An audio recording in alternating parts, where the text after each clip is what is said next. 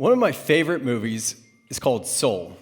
Just that, nothing else, 4 letters joining together to form the word soul.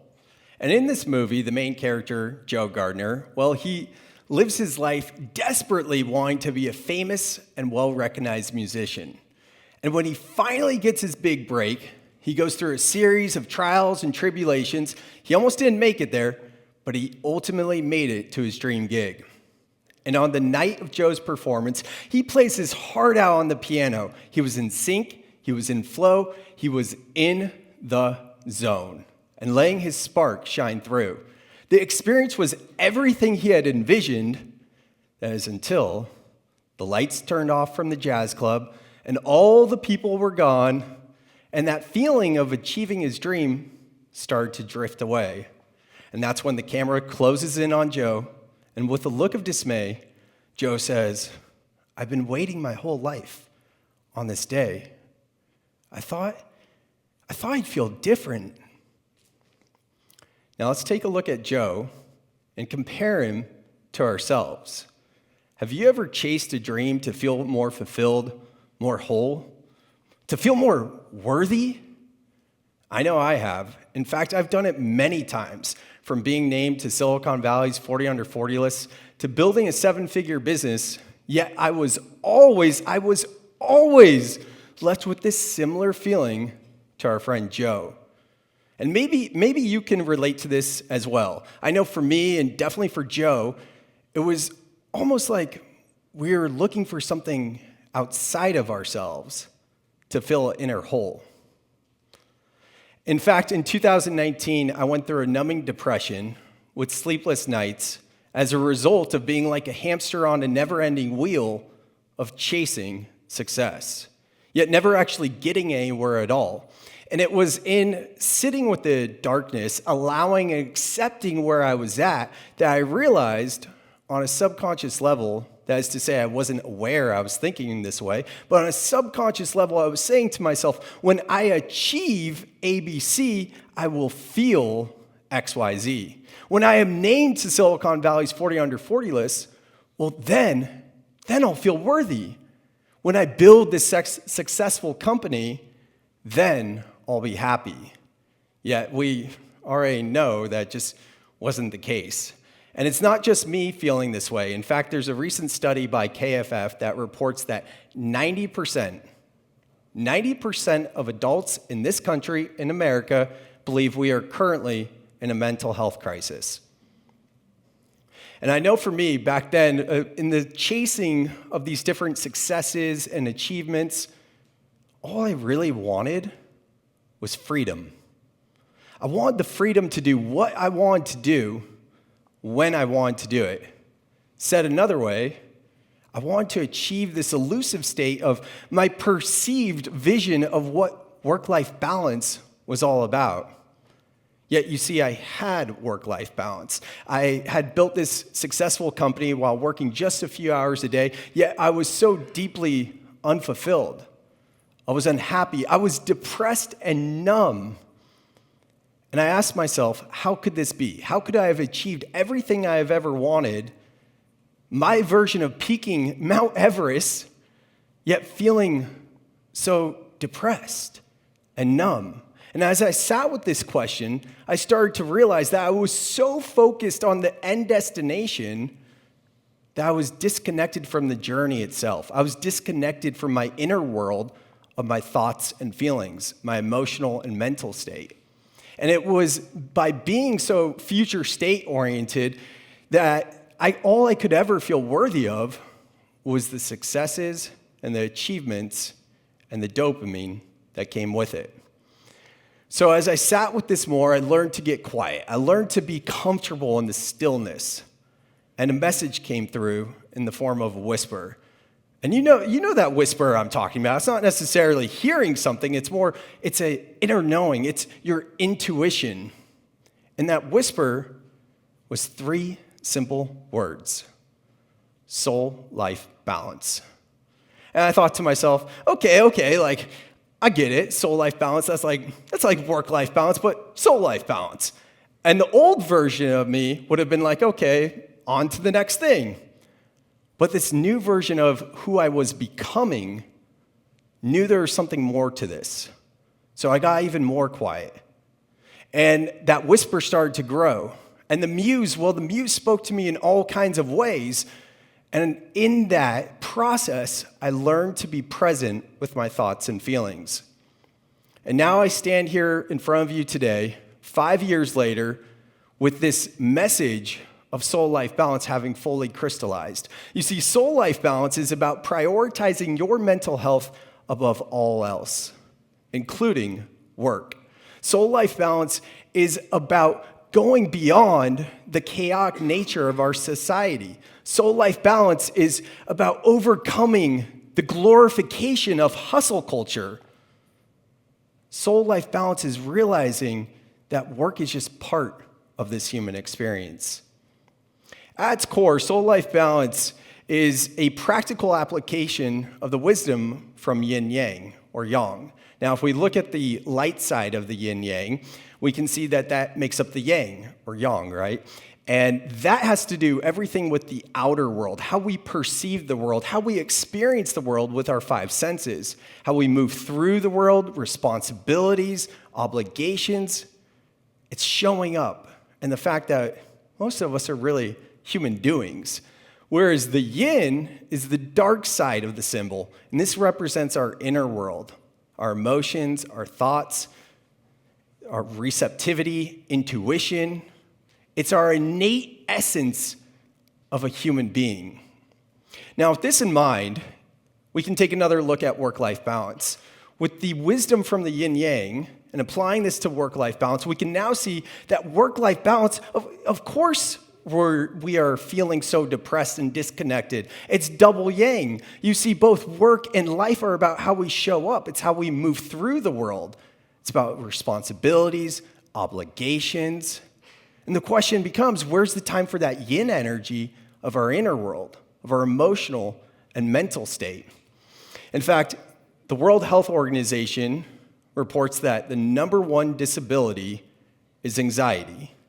And Gitnux has a survey saying that 73% of people experience stress that negatively impacts their mental health. So it's clear that we all agree we're in this mental health crisis as a result of being disconnected from ourselves. And I believe not only are we disconnected from ourselves, but we're disconnected from each other. Just think about in the past 24 or 48 hours, the past day or so, you probably walked by someone that you didn't know, a stranger, right? And maybe you made eye contact and you smiled, maybe you engaged with them, but a lot of times what happens is we start to make eye contact with someone we don't know, and then either one or both of us look away. And it's almost like, oh no, they saw me, like I can't make a connection. And that's that anxiety, it's the stress, maybe even a little bit of a lack of confidence. And this is an issue because as humans, we are social creatures. We are social animals. We crave and we thrive off of connection and community.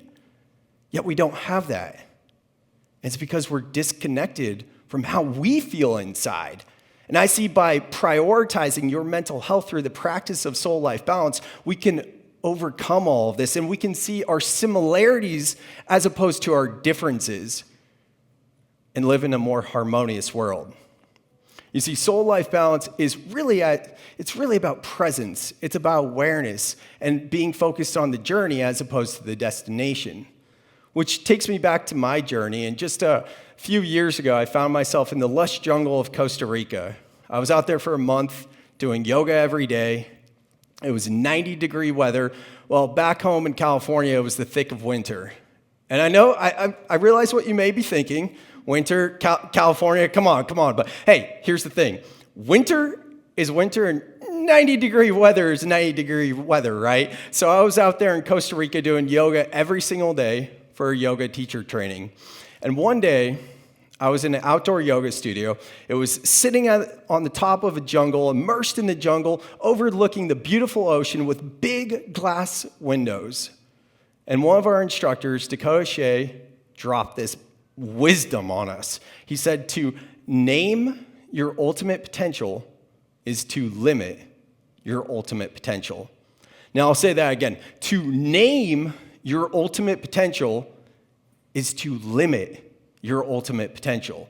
Now, when those words left his mouth, it blew my mind. I could literally feel new neural networks firing and wiring together in between the howls of the monkeys and the chirps and the barks of the geckos. My mind was melting. It felt like an out-of-body experience because in that moment, it clicked for me. I realized I've been so focused on naming my potential through these different successes and achievements, and I was disconnected with the journey itself and how I felt within. And as I was out there in La La Land, just having this profound moment, I slowly came back into my body and grounded into the room with everyone else. And I noticed that Dakota and his wife Bridget were on to the next lesson. And they're teaching us about the yogic philosophy of sadhana, which we can understand sadhana as being in pursuit of. It's really about focusing on the journey as opposed to the destination. How do we do that? Through our daily habits and behaviors. And by prioritizing our daily habits and behaviors, we start to build present awareness. And we can access that ultimate potential that's a feeling within, as opposed to something external that we're chasing. And now we're going to take this just one layer deeper, because we talked about daily habits and behaviors for awareness, which is great, but how do you actually access and cultivate moment-to-moment awareness? And we can do that with the 3 themes of soul life balance, which are breathe, feel, and think intentionally. So it'll look like this. We all experience triggers from time to time, and not to define a trigger, we can just think of it as something that keeps us out of the present, either in the future or in the past. Now, when we experience this, we have a choice, because we always have a choice. We can either react or we can respond. Now, for me, when I'm reacting, it looks like numbing, distracting, disassociating. It's avoidance. So when I am reacting, what I typically would do is I'll walk myself over to the cupboard and I'll get a big bag of pistachios. I don't mess around with those small bags. Like, I'm talking a big bag of pistachios with the shells, of course. And then I walk over to the counter and I conveniently have a trash can that pulls out like this. So I place the pistachios down on the counter, pull out the trash can, pick up the bag of pistachios, dump a bunch in my palm. Next thing you know, I'm cracking them, I'm tossing the shell in the trash, tossing the pistachio in my mouth. And I'm getting lost in this rhythm, in this dance of crack, toss, toss, crack, toss, toss, crack, toss, toss. And here I am thinking, I'm mindfully eating because I have to earn that pistachio by cracking it. This is literally what I'm telling myself. But then after a few minutes goes by and this big bag is down to here and I've eaten half the bag and it's minutes later, I think to myself, what am I doing? What am I avoiding? Because I know myself. When I go to emotional and binge eating, for me, that's when I start to distract and avoid. Now, it's not always emotional and binge eating for me, or maybe for you as well. It's something different. And for a lot of us, we can relate to going to social media. You know, that infinite scroll, and then minutes later, we're like, what am I doing? Then we want to stop, but we keep going. Or maybe it's checking your email and being like, oh, maybe there's someone that needs me that I can respond to. Maybe someone needs me so I can feel worthy. Or maybe it's video games, checking out and zoning out that way. There are so many different ways that we might disassociate or numb ourselves how we are feeling. The important part to realize is when you get to that point of, what am I doing? That's your opportunity to respond. So back to the pistachio story. If I'm over here and I still have a few shells left, right? And what am I doing? It's at that point that I'm about to respond, but first, I'm going to finish those few shells in my palm. I'm not going to put those back in the bag. I'm going to eat those and enjoy those. But then once I'm ready, I seal up the bag of pistachios, I leave them on the counter, then I walk myself over to take a seat. And I close my eyes, and I start to breathe. I focus on my inhales and my exhales, elongating both, and letting my exhales be longer than my inhales so I can start to shift to rest and digest. And as I'm doing this, I start to feel these different emotions that are moving through my body. Because realize that emotions are energy in motion, meaning that these energies, these emotions that we are feeling, they're designed to move through us. Yet when we distract and we numb ourselves, that energy gets stored in the body. And that's when it can potentially sometimes cause dis-ease. So to further the point on this, Dr. Jill Bolte Taylor delivered a brilliant TED Talk in 2008 where she told us about the 90-second rule. And as a neuroanatomist, Dr. Taylor went on to say that our bodies process emotions in 90 seconds. We literally have a 90-second physiological response when we experience emotions. And remember that emotions are energy in motion. So if we can allow ourselves to breathe and feel these emotions, they will move through us, as opposed to carrying them with us throughout the day and our lives. So to recap, the first two steps to cultivate moment-to-moment awareness are to breathe and to feel. And at this point, after we've processed our emotions, we've now earned the right to utilize the power of positive thinking. Now, neuroscience teaches us that we have over 60,000 thoughts a day. 80% of those thoughts are from the day before. And 90% of those thoughts are negative, which is why it is crucial, it is imperative that we end this exercise by thinking intentionally.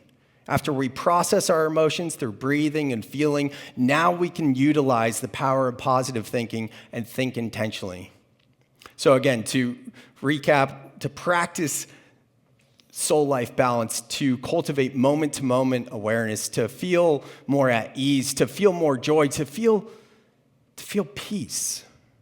Simply breathe, feel, and think intentionally. Now, you may remember that one of my favorite movies is this Pixar film called Soul, with our friend Joe who achieves his dream only to feel more, let's call it disappointed. Well, by the end of the film, this is after he achieves his dream, he's asked a simple question. It's actually not that simple, but here's the question. What are you going to do with the rest of your life? To which Joe responds, I'm not sure, but I do know I'm going to live every minute of it. So I ask you, how are you going to live every minute of your life? Thank you.